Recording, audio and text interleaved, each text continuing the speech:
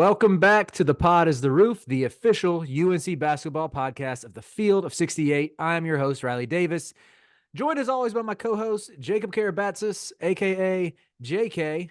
We're recording this a day after UNC got their 8th straight win. This one was a 76-66 win at Boston College. Yet another road win. Tar Heels stay unbeaten. Not the prettiest game, but JK, when you were watching this, what was your biggest takeaway?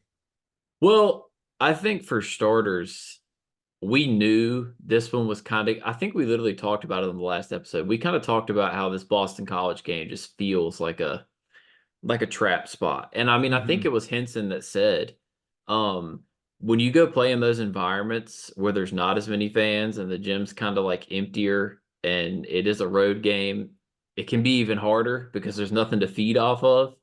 And I got that I mean, they came out a little flat. Obviously, the offense was bad in the first half. I mean, there's just no other way to put it. It's but you come up ahead at the half by 3. And I think that's just the difference, man. Like, no matter what, if something and this is how it feels right now. 2 weeks from now, it could be completely different.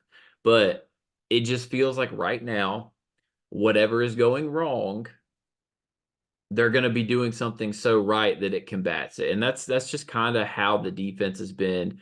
But yeah, I mean, there was just a lot of things, first off, I don't know what that ref's obsession with Cormac Ryan was, but like he was just like locked in on Cormac the entire game. He was letting zero antics happen.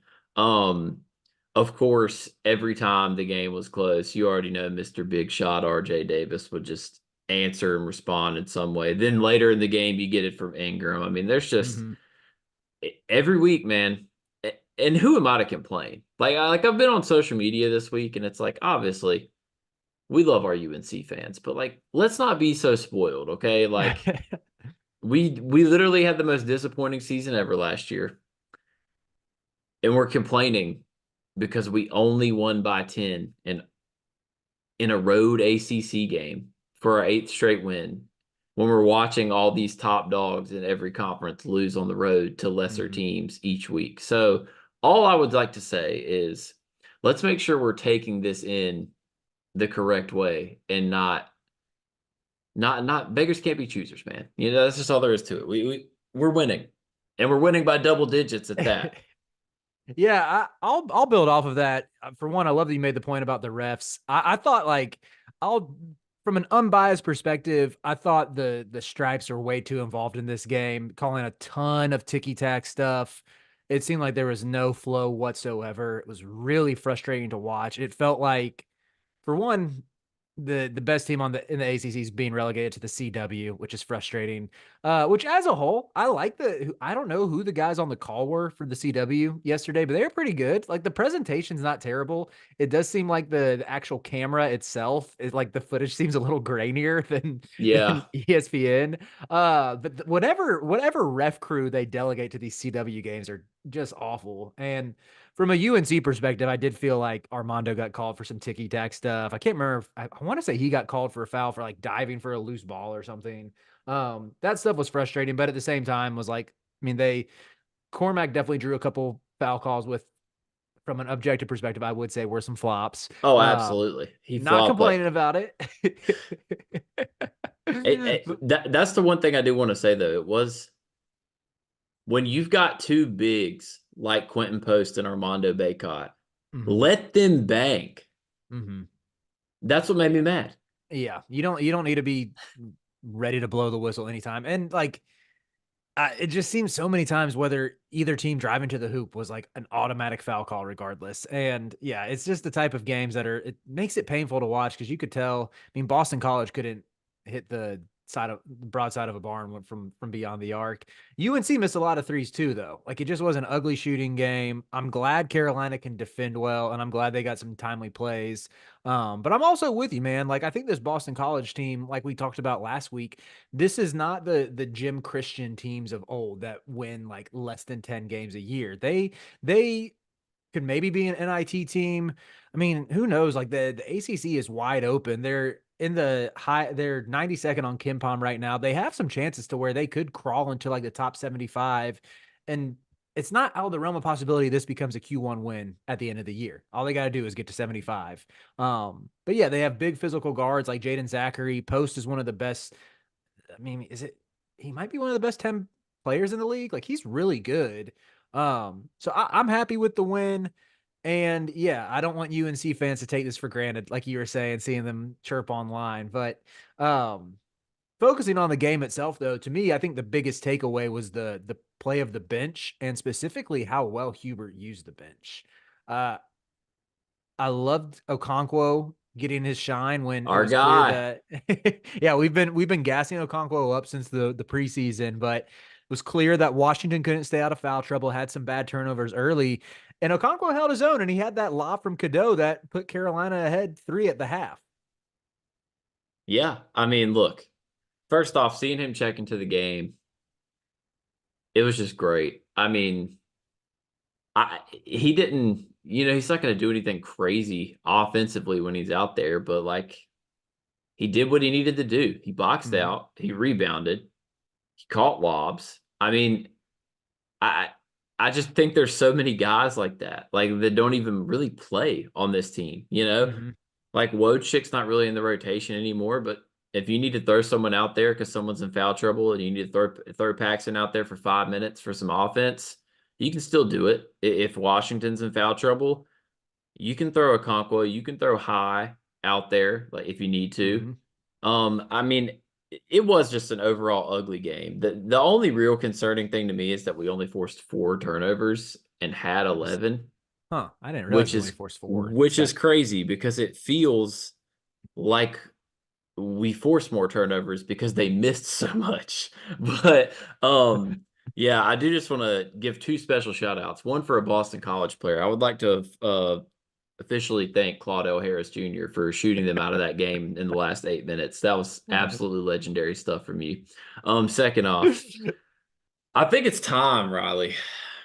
I think it's time that we officially declare this Withers week, and we just take a little Jae'Lyn Withers victory lap. We have had our doubts, and neither one of us will deny that. I think every UNC fan has had their doubts. I feel like we're taking a lap of shame for like doubting him so much. He gets the victory. Exactly. We're giving him his flowers as he takes his victory lap. Yeah, this is we are Cersei Lannister, and people are yelling shame at us as we're walking down the street. Okay, like we we always loved the frame, the athleticism, the intangibles of Jae'Lyn Withers, but I mean, there was just moments where it's like, dude, what are you doing? And then this Mhm. week he's like, all right, fine.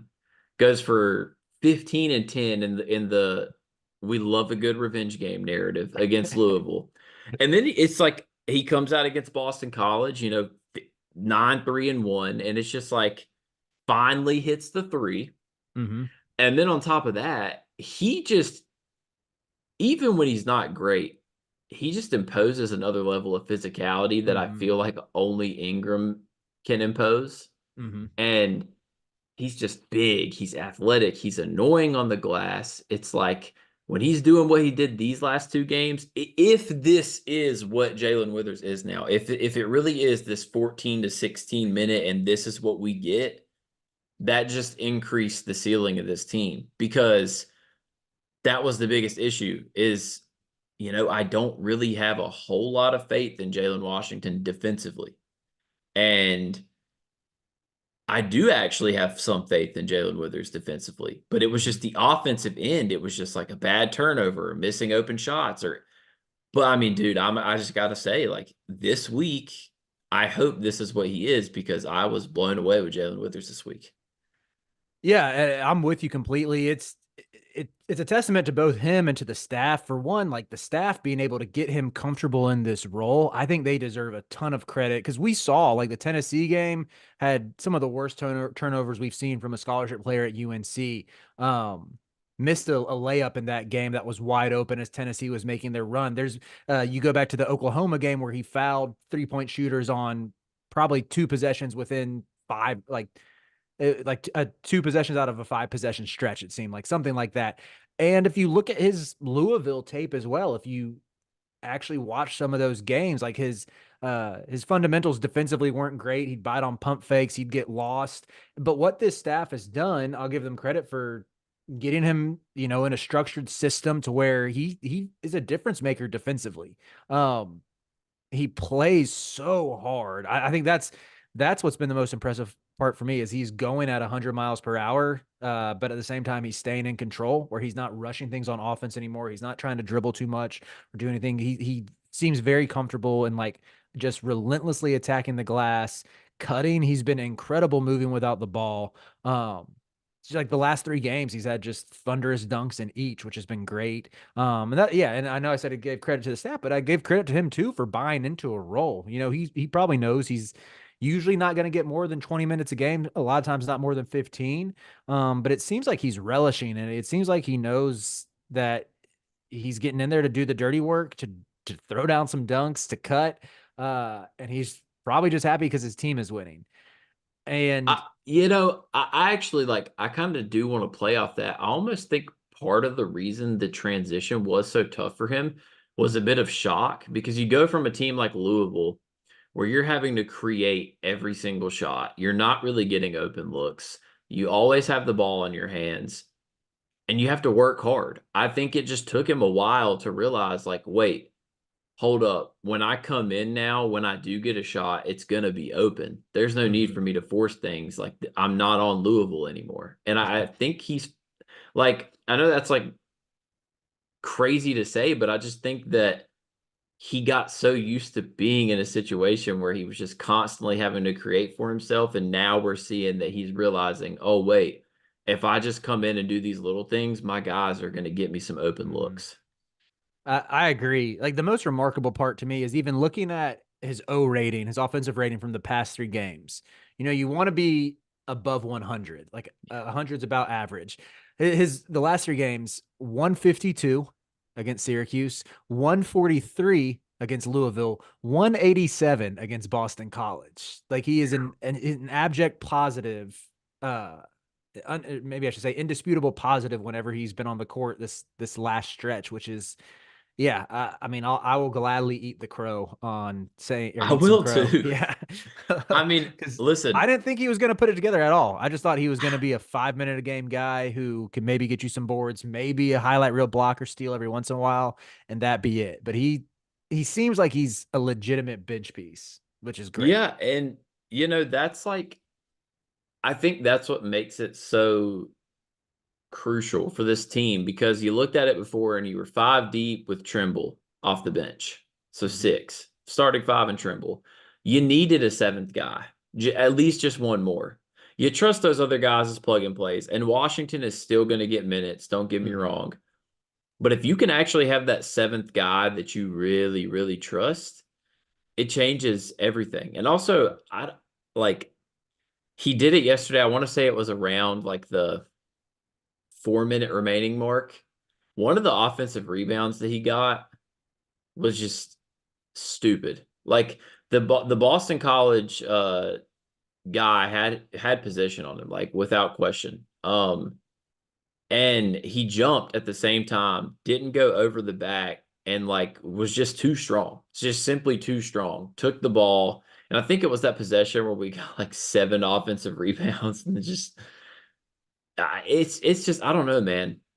It's not even just Withers. It's just watching this team on the glass in general. Mhm. That's why I do have to give so much credit to Hubert because every single thing that we have noticed as the season has progressed that we have addressed as an issue on this podcast has drastically improved. Mhm. 3 weeks ago, we were talking about rebounding and how bad it was. Because who did we get out rebounded by? I don't remember who it was, but it was like an inexcusable team to get out rebounded by. It was a game that we won, but it might Was have it? been It might have been Oklahoma. I don't remember. Yeah, it was Oklahoma some still the Oklahoma out rebounded UNC in that game. Yeah. it, and we talked about rebounding and I how think they we're still winning. got they might have gotten out rebounded by UC Riverside or one of the bye games. It was one of the bye games, I'm Yeah. pretty sure. They got out rebounded by UC Riverside. So That's insane looking back at that. we sat here and talked about it, and it's improved. So it's like Mhm. Hubert is hitting on everything. He has his guys, and then you know what? We just let Jae'Lyn Withers take a victory lap. Now it's time for us to take a victory lap and just remind everyone who isn't a UNC fan, specifically the ones in Durham, um, you now have two losses in the ACC and our two games behind the North Carolina Tar Heels because Blake Henson Indoor Stadium got absolutely cooked last night. As you guys know by now, we've partnered with BetMGM this season. We'll be using BetMGM lines to make all of our picks, and we'll have special offers for the listeners and the viewers of the Field of 68 each and every week of the college basketball season. We have a special offer that will be available starting on Tuesday, January 9th, and running through Monday, February 12th, the morning after Super Bowl 58. If you haven't signed up for BetMGM yet, in honor of the big game, you can use the bonus code FIELD158 and you'll get $158 in free bets on your first wager with BetMGM, regardless of whether or not you win that first bet. Here's how you make it work. Download the BetMGM app. Sign up using the bonus code FIELD158. Deposit at least $5 and place your first wager on any game. You'll receive $158 in bonus bets, regardless of the outcome of your bet. Just make sure that you use that bonus code FIELD158 when you sign up. And remember, BetMGM is now available under one wallet in select states. As a New Jersey resident, this is super convenient when I have to go cover games in New York or Philly, which happens quite a bit. When you cross state borders, you just log into your existing account and fire away. You don't have to create separate accounts in each state. It's easy, it's simple, it's clean. And most importantly, we have some fun stuff coming up for the heart of the college basketball season. Bet insurance tokens, college hoops odd boosts, and my favorite, a nice juicy parlay boost. So download the BetMGM app and sign up today. Field 158. Oh man, like I can't believe this UNC team. Well, maybe I shouldn't say I can't believe it because the ACC has just been generally bad. Yeah. Uh, but yeah, Carolina, I mean, they're sitting here 7-0 with a 2-game lead in the conference. Wake Forest, NC State, Florida State, all right behind them at 5-2. But it's a great spot to be in late January. Anything else you want to hit on from the Boston College game? I know you mentioned Harrison Ingram's big shot. Once again, hit another three that kind of put the game away. I've lost count of how many times that's happened this season. RJ Davis missed some shots, but hit some big ones when it counted. Like he had that nice little floater off the Ingram assist, I think. Been passing the ball really well. Cadeau we got to see two Cadeau lobs. I know I mentioned the Okonkwo one, but that transition lob to Ingram was sick, and I didn't know that Ingram could jump like that. um, Yeah, I don't really have anything crazy. I mean, I don't even feel the need to talk about RJ anymore. He just does this every single week. I actually thought, considering the fact that he didn't hit a single 3-point field goal, that Cormac actually ended up having a pretty decent game. mhm. I just loved that he was jawing back and forth, like he was getting physical. And yeah, I mean, Cadeau just continues to get better as well. So it's just hard for me to imagine that if this team stays healthy, they don't just keep getting better, because I still just feel like not everything's clicking. Like I still feel like the offense gets ugly at times. I still feel like, Cadeau's going to get better. I still feel like, RJ, realistically for him, by his standards, had a bad game. He had 16, shot 5 of 14 from the field. Like Armando, like, didn't even have double-digit rebounds. So I just think there's still so many things that this team's going to get better at as the year goes on, and it excites me. But I will say the Wake game, which you guys will hear our recap on that soon, because apparently we're an NBA team and we get 1-day breaks between our games now. But you know, it's at home, so that makes me feel a little better. Mhm. But Florida Yeah. State's looked real good, and going down there is going to be tough. Georgia Tech plays Duke really well. That That's worries it. me a little bit. But that's literally the only team they Yeah. play well. See, that's what I'm worried about though. Like maybe it's just the whole blue blood thing, and they're like, True. all right, we're playing a blue blood. It's like my boy Armando said yesterday. We get what did he say? Everyone's Attributes attributes times 10. times 10.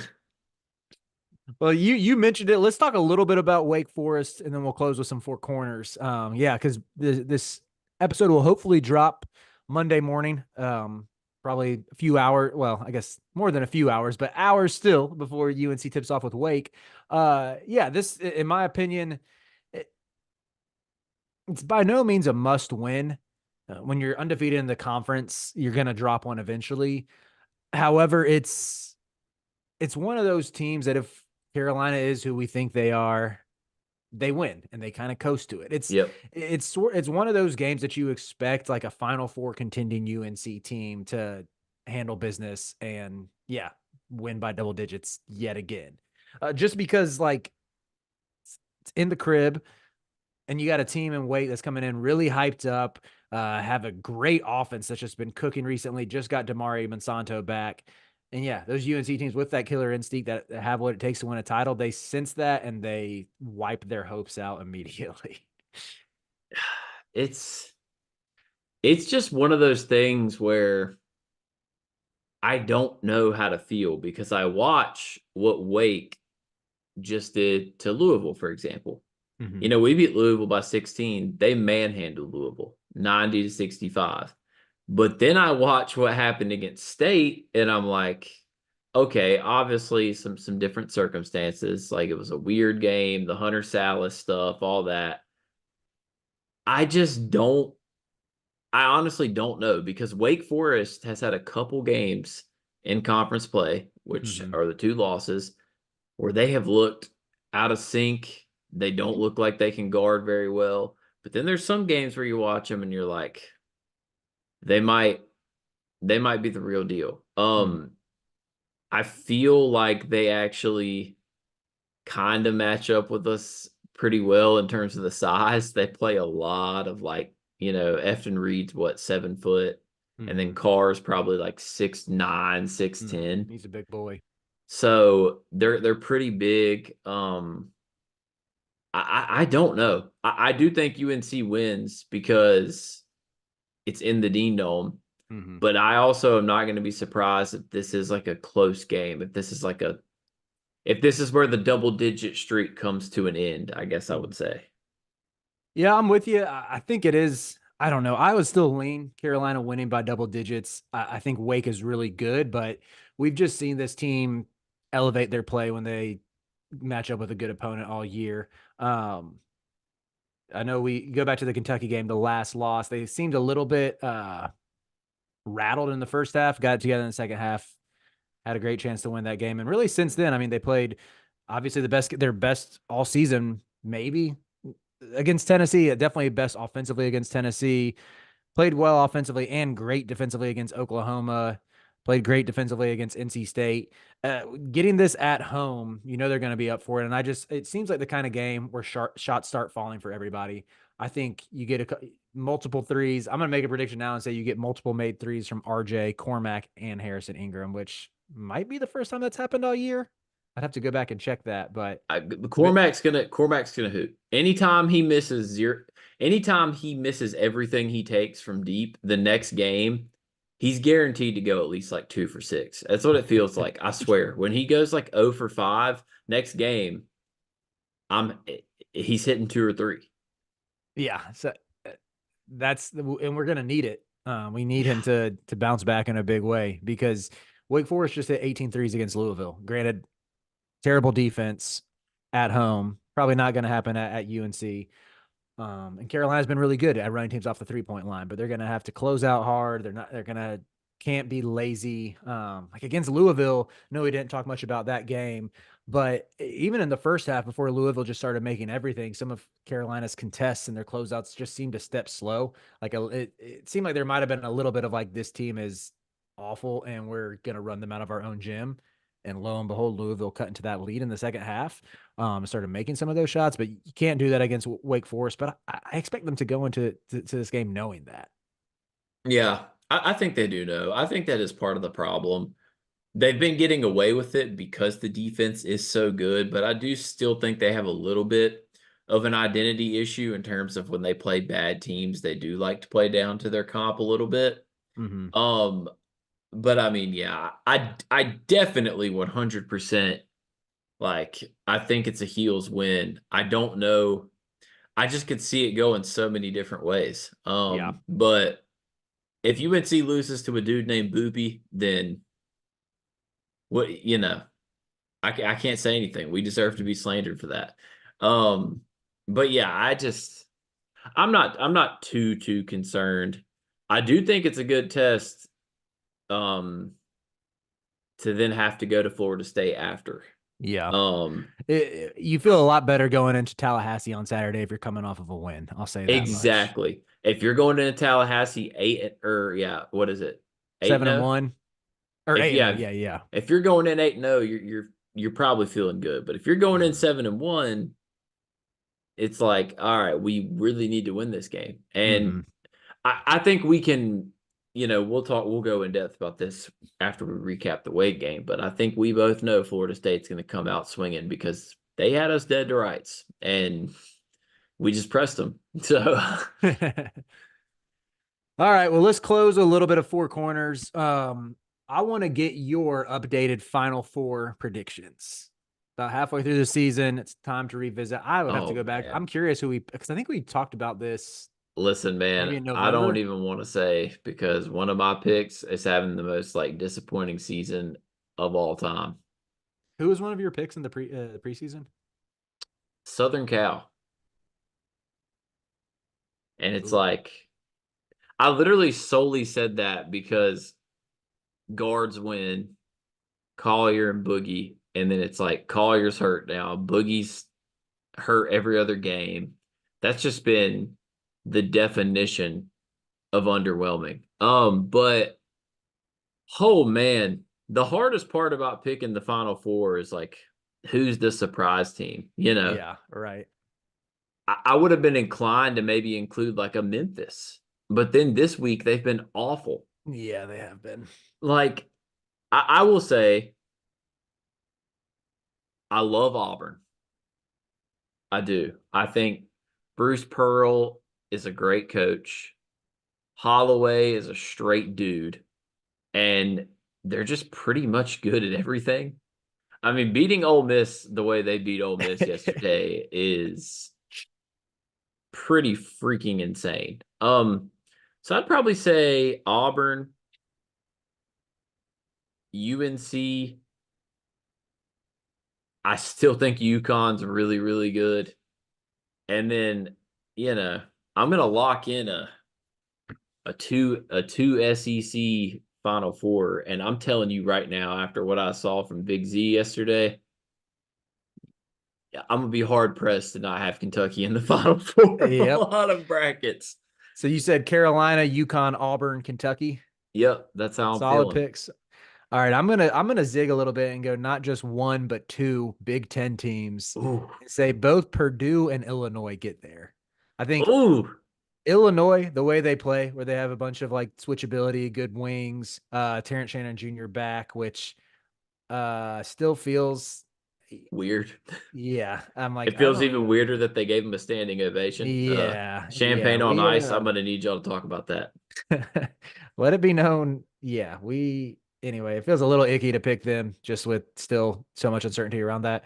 But I'll take Illinois and Purdue. I think Purdue just gets it done because they have the best player in the country and they can't fail again. Like this feels like all year, if you watch them play, it feels like a year they can get over the hump. Their guards are good. I know Braden Smith has really struggled recently, but yeah, they're well balanced. I'm going to go with Carolina. I truly believe in my heart of hearts this is a Final Four team. I do too. That can get there. Like, I'm not just saying that because I'm a fan. I mean, we would tell you if Yeah. we didn't feel that way. We have been very honest about this team. Like, yeah. Yes. I like we were skeptical at the start of the year. We're in on them now. And then the last one, my national title pick at this moment, the Kentucky Wildcats. I cannot blame you. I know they can't guard anybody right now. I think their defense is still sub 70s on KenPom, but if they get there, like Big Z, that pass that he hit in transition Dude, to Antonio Reeves, I'm like, they really have Croatian Jokic. it's so That's a bit stupid. of a stretch. I can't, I don't want to be unfair calling him Croatian Jokic. It's just Uh, so stupid. but it's like, I don't know what it is about those Balkan states that just produce absolute hoopers, but he's a cheat code. It's always the itches, bruh. What is up with all these itches? I mean, like, oh, it's so annoying. Jokic, Doncic, Vucevic. I think Zvonimir's last Ivisic. name is pronounced Ivisic. Yeah, it's Yeah, like Ivisic.